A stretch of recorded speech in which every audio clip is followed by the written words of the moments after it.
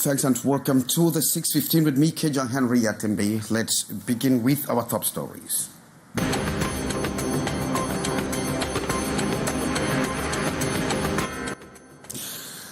The aggrieved family who lost a set of triplets at the Logbaba District Hospital in Douala asked for justice. The premature babies died due to lack of incubators. And police cracked down on a notorious gang specialized in domestic robbery in Yaoundé. The 8 suspects are in their 50th robbery. And President Donald Trump has again threatened to withdraw from the Paris Agreement on climate change. Top stories. Canal International.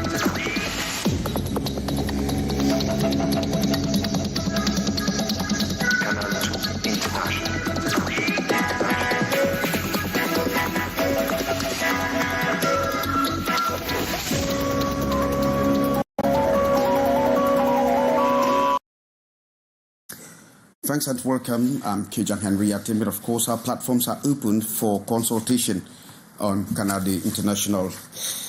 Now we begin from Logbaba in Douala, where the aggrieved family that lost a set of triplets at the Logbaba District Hospital has asked for justice. The premature babies died due to the lack of incubators. They were born at 6.5 months. Morindi comes back to that very unfortunate situation as some family members are still being detained after confrontation with hospital staff. On les a retenus. On était d'abord à la brigade de Loba, mais maintenant on les a amenés à la compagnie. Et depuis le matin, nous sommes là. The grief-stricken family of triplets who tragically lost their lives due to a lack of incubators at the Logbaba District Hospital in Douala, Cameroon on Wednesday remains frustrated and in anguish. Despite the tragic incident, some family members are still detained by gendarmerie officers after they confronted the hospital staff accusing them of negligence. The family describes the detention as unacceptable, intensifying the pain of losing their children. Ça a duré. J'ai dit que l'enfant a perdu l'eau depuis 2 heures. Et je crois est venu peut-être autour de 8 heures. Après avoir fait l'échographie, on a encore mis l'enfant, ça fait peut-être un truc de 25 à 30 minutes. On a dit que madame allait en haut chercher le taxi pour qu'on amène l'enfant soit à la cantine, soit à l'hôpital général, soit à gynéco. This woman, a relative, is said to have accompanied 25-year-old Kamenyi Mahiva, mother of the deceased triplets, to the hospital where she started experiencing contractions. Despite complications discovered during the examination, the medical staff proceeded with the delivery of premature triplets. On a demandé d'aller chercher le carton. Moi, je suis sortie maintenant à la boutique qui est à côté de l'hôpital. J'ai demandé le carton chez la femme. Il y a les femmes qui vendent les produits là-bas, les jus et tout et consorts. A devastated family member recalls that after the babies were born, she was instructed to find cardboard boxes and hot water bottles to try and warm them while waiting a transfer to another hospital with incubators. Unfortunately, the babies did not survive. Inside they shout that look for carton. Yes, look for a carton. I went outside, I was looking for carton. I did not see any carton. I told them I have not seen anything. On my greatest surprise, they came outside with 3 babies inside the carton. The father of the triplets echoed the same painful account, expressing his deep sorrow and frustration. They took the remaining two and put into incubator. They said that the other one is gone. After they told me again the other one is gone, so I lost all of them. As the family continues to mourn, they are calling for justice, demanding that the authorities take immediate action to ensure no other family suffers the same tragic loss. In response, the director of the Logbaba Hospital issued a communique stating that the situation was indeed complicated, but the hospital staff did all they could to save the babies. The families' call for justice grows louder as they continue to seek answers and demand accountability from the government and medical institutions. And the lack of incubator and essential medical equipment in some hospitals across the country has raised eyebrows, with many mothers grieving the loss of their babies. This shortage of medical supplies not only puts patients at risk, but equally tarnishes the country's image, as Morindi once more report. This mother of 6 expressed deep pain seeing babies die due to lack of incubators in hospitals in Cameroon, despite having carried their pregnancy for 9 months. I will not take it easy if my baby dies as a result of lack of incubators. I call on the government to solve this problem. A lot of mothers are suffering from this.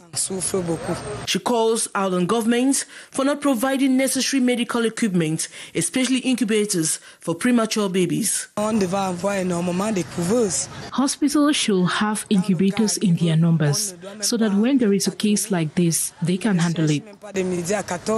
This sentiment is echoed by other parents who feel the absence of such essential equipment is both degrading and tarnishing the image of Cameroon. They questioned how babies can still die in the country for lack of incubators, adding that it is a matter of urgent concern. We should not have babies dying in this era as a result of lack of incubators. Cameroon is a giant country in Africa. It's rather a bad image for our country.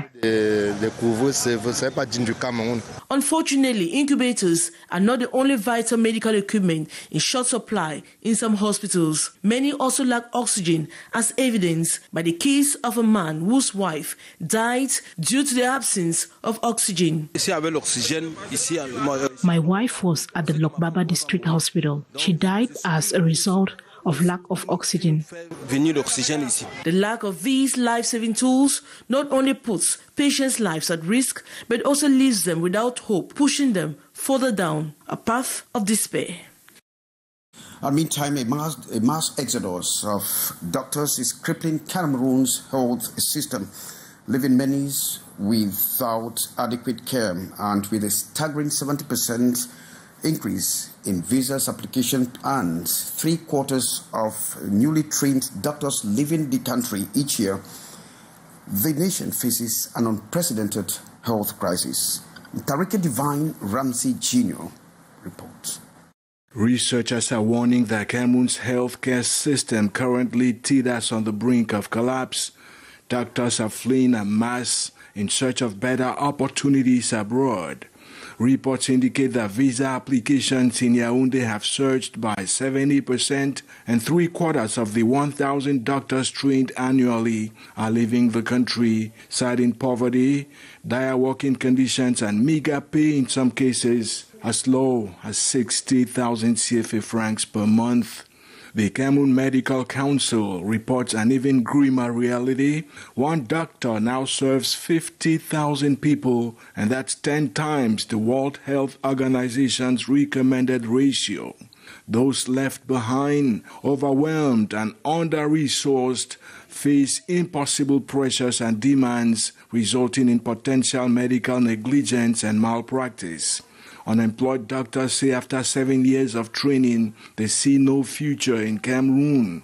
Some have simply abandoned the profession altogether, while others endure inadequate equipment and crushing workloads.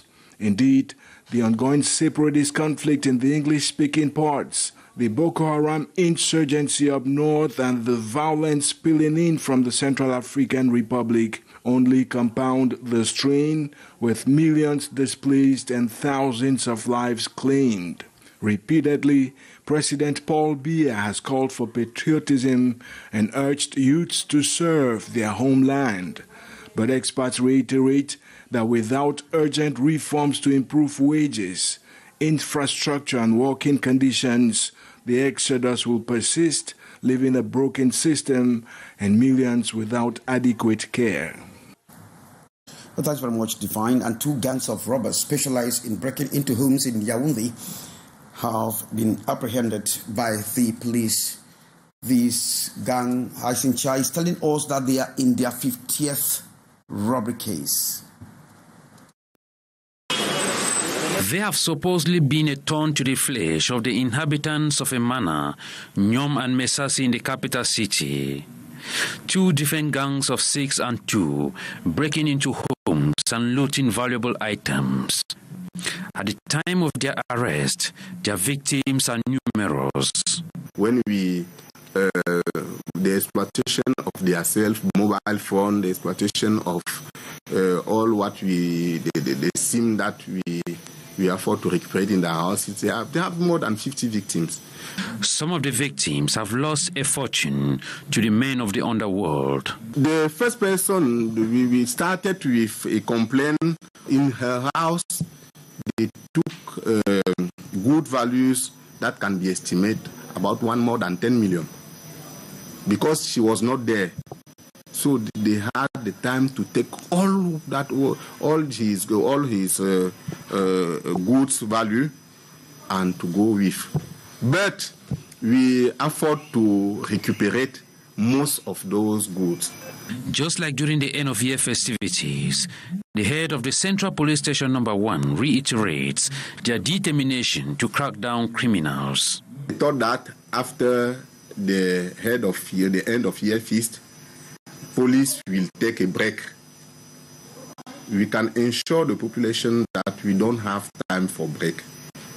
We are working day by day, minute by minute, hour by hour. But the forces of law and order continue to request the collaboration of the population by denouncing suspects through 117 or 1,500 toll-free numbers. And the United States' decision to withdraw from the Paris Agreement for the second time has raised concerns amongst climate experts who are warning that African nations responsible for only 3% of global emissions might have devastating consequences. Ambo Gladys comes back to the U.S. threat after the Azerbaijan summit. With the United States accounting for 13.5% of global greenhouse gas emissions, its exit from the Paris Agreement is seen as a significant setback to global climate efforts. This decision comes at a critical time when the international community, through the recent Azerbaijan agreement, has pledged to raise $300 billion to combat climate change. The absence of a major player like the United States raises concerns about diminished trust and reduced participation from other nations. One thing we're expecting is that many countries are going to not want to keep with their commitment, particularly other countries that will find that the United States, which is contributing over 13.5% of the emissions, of the global emission, is withdrawing. It might lead to other countries withdrawing as well. For Africa, this is considerable because Africa contributes less than 3%, and it is the country that faces the greatest effect of this climate change. As a result, they are expected to take proactive measures to invest in their own sustainable future. We urge the African continent to reconsider its commitments and international solidarity and instead focus on developing and utilizing its vast natural resources, forests, minerals and oil without restrictions. This shift is necessary as long as the international community fails to recognize the Congo Basin, the world's largest green lung, as a crucial asset in capturing and storing greenhouse gases. If each country doesn't adopt a budget that is specifically destined for climate change adaptation effort, it will not meet up with the resilience that is expected, which is very important for the various countries. The primary goal of the Paris Agreement is to limit global warming to well below 2 degrees Celsius, above pre-industrial levels, with efforts to further cap it at 1.5 degrees Celsius. Achieving these targets is crucial in mitigating the adverse effects of climate change, particularly for regions most at risk, such as Africa. Still with you, Ambo Gladys, as businesses. So you are telling us that business owners in Bonendale, that is in Douala, have taken matters into their hands by organizing a major cleanup campaign around the abattoir, that is the slaughterhouse. The squalid nature of that environment is an eyesore.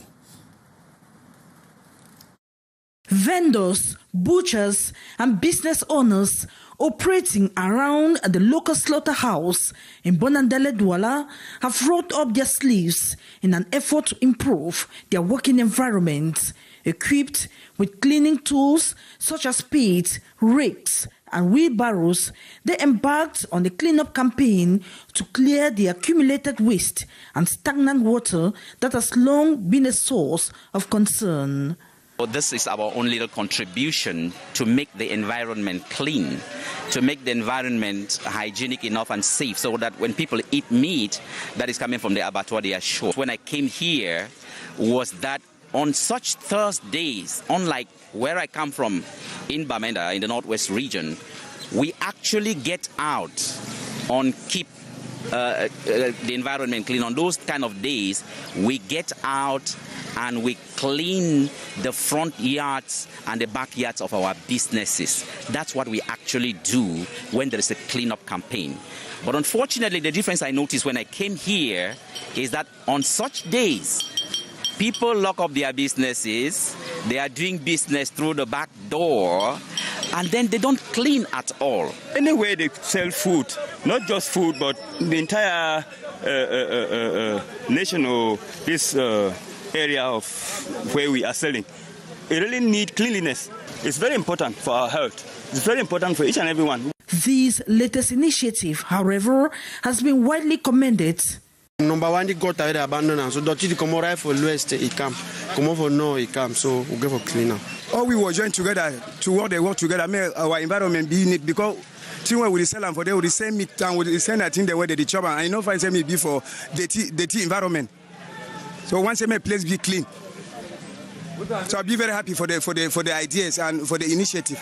The surroundings of the slaughterhouse have often been characterized by unsanitary conditions, with pools of smelly stagnant water draining from the facility and piling up over time. Interestingly, the cleanup coincided with the regular schedule Thursday sanitation exercise, which has often been ignored by butchers and other business owners in the area. In which you got information that the aggrieved family who lost a set of triplets at the Logbaba District Hospital as a lack of course, the